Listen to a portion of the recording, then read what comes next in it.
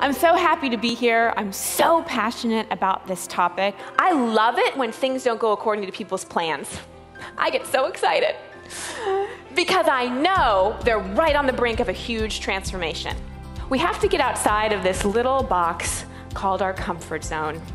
You all know this box very, very, very, very well. It's very familiar to you, and it's where you have that thing called control. Instead of just choosing something, moving forward, and then getting feedback from the universe as to whether or not it's in alignment or not, we analyze and rationalize and make lists and talk to people. Enough! Courage is feeling fear and moving forward anyway. Amen. I got an amen up here, yes. I really want you to consider how you respond to change. Because one thing that really defines effective and sustainable leadership is how we respond to change. And we, if you haven't noticed, are in an incredible time of change. For the first time in U.S. history, we have 4 generations working in the workforce together. This really never happened before. How you become an amazing leader and an incredible manager is leading and managing people not like you. Think about someone that's impacted your life, a leader, a mentor, someone who's made a positive impact on you. It's because you felt connected to them. Are you up for being that kind of leader and developing those kind of leaders?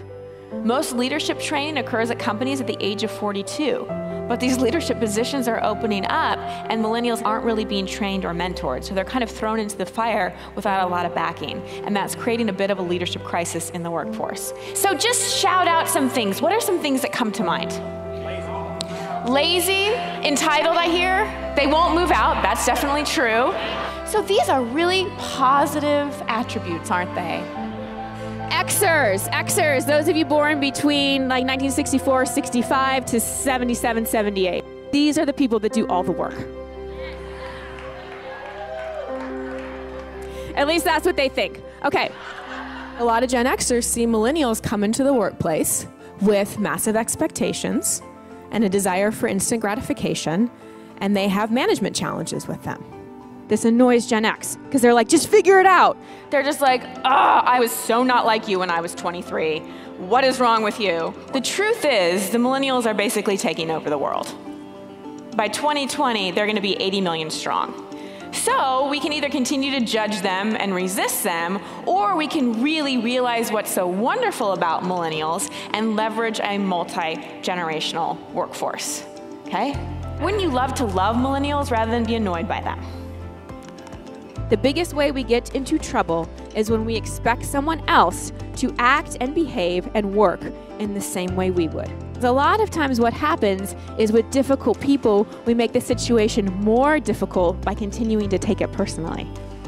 What causes communication breakdown is how right we want to be. And when you've got 2 people in a communication that both want to be right, that conversation is going nowhere. With most upset people, the thing that they want more than anything is to be heard. One of my favorite definitions of a miracle is a change in perception. And sometimes we can create a change, create a miracle, create a shift by changing how we look at someone. Yes, we're talking about generations, but this is really a people issue. This is really about being willing to engage with people, understand people, communicate with people in a different way. I can get so caught up in my to-do list and everything I have going on, but do you know what my biggest asset in my business is? The people I work with. And the more I invest in them and the more I keep them in their zone of genius, the better my business does and the happier we are. We spend a lot of time at work.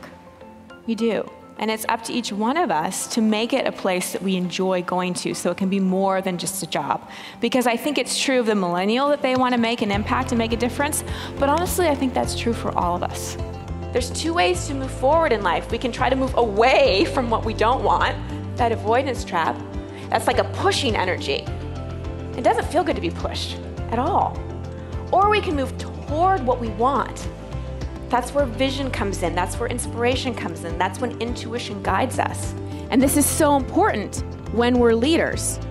not to push the people we lead, not to push ourselves, not to be so bottom line and results driven that we forget about pulling ourselves and each other toward a vision. It's about walking with people and empowering each other to lead. That is how we inspire others. And to me, that is how we're going to change the world. Thank you very much.